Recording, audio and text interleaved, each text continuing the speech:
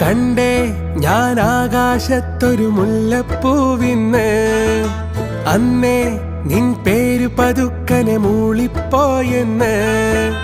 പെണ്ണെ നിന്നുള്ളിലിരിപ്പിവനെങ്ങനറിഞ്ഞെന്ന്, പിന്നെ ചെറുമുന്തിരി പോലവൾ ചോന്നു തൊടുത്തന്ന്. കിനാവിന്റെ കാന്താരിപ്പൂ എരിഞ്ഞേറാണ്. കണ്ടേ ഞാൻ ആകാശത്തൊരു മുല്ലപ്പൂവിന്ന്, അന്നേ നിൻ പേര് പതുക്കനെ മൂളിപ്പോയെന്ന്.